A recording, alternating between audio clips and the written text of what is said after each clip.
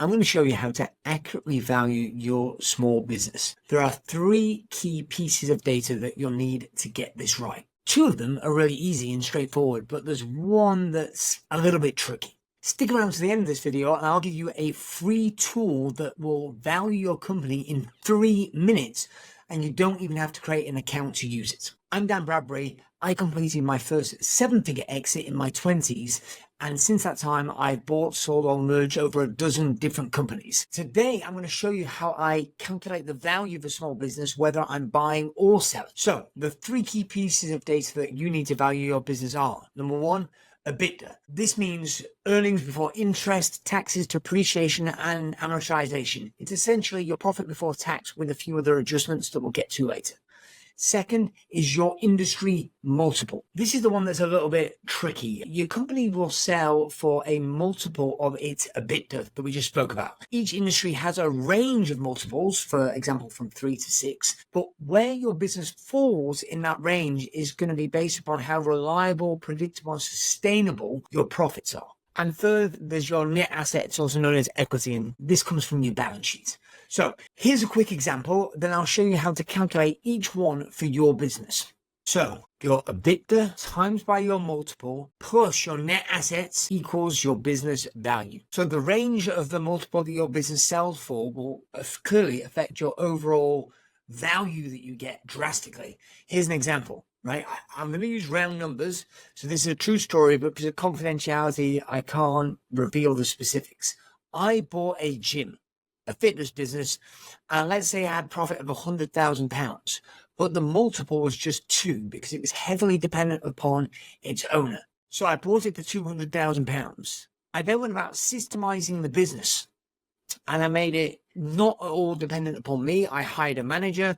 So while the business grew a little bit, because I had the cost of the manager that I hired to work there and oversee the place, the profits overall stayed consistent at about £100,000. However, when I exited the business 1 year later, well, technically it was 14 months later, it sold for a 4 times multiple. So I bought the business for a 2 times multiple, £200,000, and I sold it just over a year later for a 4 times multiple, £400,000. In other words, I doubled my money from this one variable. So now let's go through each of these data points, and I'm going to show you how to calculate it for yourself. First, EBITDA. You should be able to ask your bookkeeper or your accountant to do this for you, but it's important that you at least understand it, okay? So EBITDA, that's earnings before interest, taxes, depreciation, and amortization, involves adjusting your company's operating profit and adding back the expenses that are related to interest, taxes, etc., etc. So here are the steps. Start with your operating profit. This is your revenue minus your cost of running your business. So it's also known as operating income, and you'll find it on your P&L. You then add back any interest expenses. So that's the interest that you pay on debt, for example, bounce back loans. You then add back taxes, so specific or primarily corporation tax in the UK. You then add back depreciation. Depreciation is basically, accounts make this complicated. It's HMRC allowing you to reduce your profits to cover the reduction in value of those tangible assets, things and stuff that need replacing, right? So, for example, this could be buildings, computers, cars. So a computer you might purchase for £2,000 and it might have a lifespan of 5 years, right? So that basically means you'd be allowed to depreciate at a cost of £400 a year, which allows you to have the money together to be able to replace it when the equipment becomes defunct.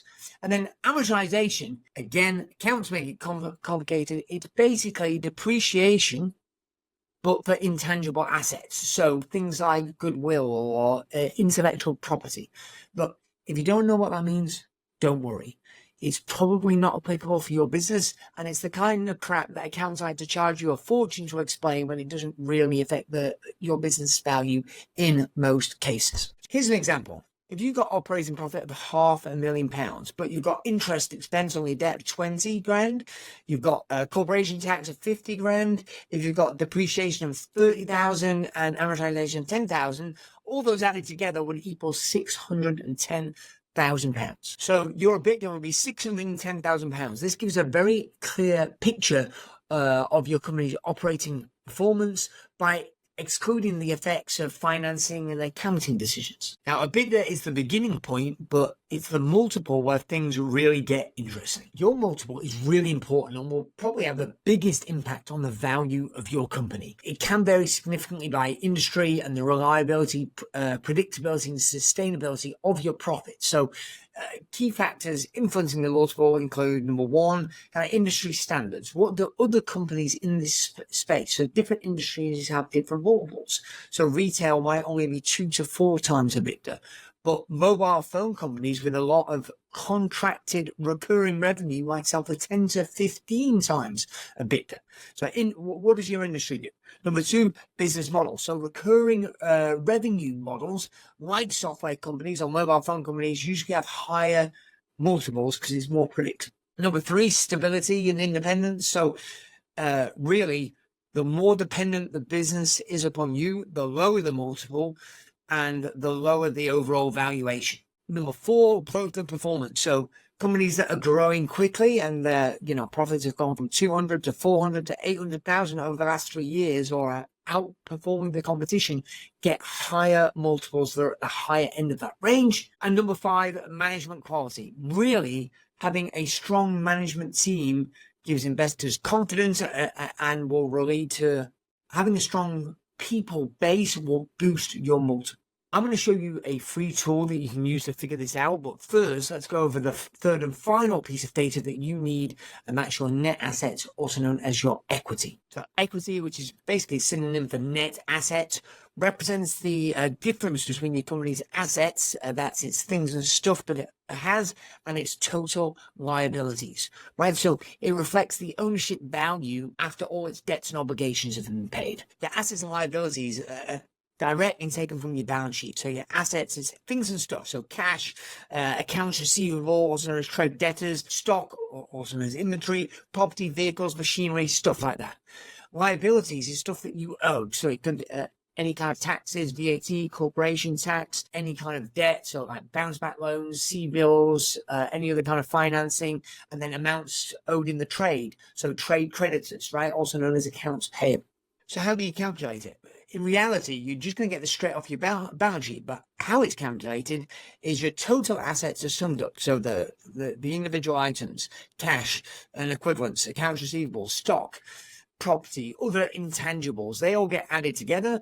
Then your total liabilities are added together. So short-term liabilities, so accounts payable, taxes that are due, this sort of stuff that's due in the next 12 months. And then long-term liabilities. So this could be mortgages or loans that are due after a year's time. All that gets added together to get your total liabilities. And then the calculation is literally your total assets minus your total liabilities equals your equity or your net assets, whatever label you prefer. So for example, if your company had total assets of 2 million and total liabilities of 1.2 million, 2 million minus 1.2 million would equal net assets or equity of £800,000. And then this equity is kind of factored into the overall value of your business using the formula in the tool that I'm about to show you. So now that you know how to find your EBITDA, multiple, and equity, you simply need to plug those numbers into the formula. That's EBITDA times by a multiple plus your equity equals your business value. And you'll get a pretty darn good estimate of your business value. Now, that does not mean that you will get paid this. You might struggle to find somebody to buy it for that. You might find somebody that will significantly pay more because of outside factors, demand, competition, what's going on in the economy, etc. But I can help you dial in on a valuation range for your business with the free tool I told you about. Now, I don't know what industry you're in, but if you research, it varies by industry, as I've said, but for a lot of industries, the multiple range for small companies, like kind of sub 10 million annual revenue, the range is typically somewhere between 3 and 6 times multiple. I don't know about you, but if you're able to increase your multiple, so rather than being at the low end, i.e. a 3, you're able to sell for 6 times EBITDA, you're literally going to double the amount of money that you're going to put in your pocket, right, when you sell your business. And as selling your business is, for most people, the single largest financial transaction in your lifetime, it can have a massive compounding impact on your net worth and your personal wealth. So that's where the free tool that I call the 3-minute business audit and valuation tool comes in. It's going to run you through a series of simple true-false questions about your business, and it's going to give you a really good estimate of what the multiple for your company will be, and it only takes about 3 minutes to do it. And then immediately after that, there's even a calculator to plug in your EBITDA and your current equity and net assets from your balance sheet, and it will give you the valuation of your company. You don't have to opt in to get your valuation. It's completely free. And then if you want to go even further and get a full valuation report, including a complete strategic plan about what to do next to improve the valuation of your company and get to the higher end of the spectrum, you can sign up and I'll email you the full report and plan for free. And if you want to take a look, just go to danbradbury.com/audit and you can access this tool right now. But before you go, this video is part of a series I'm going to do about how to exit your business. So make sure you like and subscribe so you don't miss the next video, which is going to be all about how to find the buyers for your company. And if you want to see an interview with one of my clients who recently sold what many people told them was an unsellable business, check out this video here. See you next time.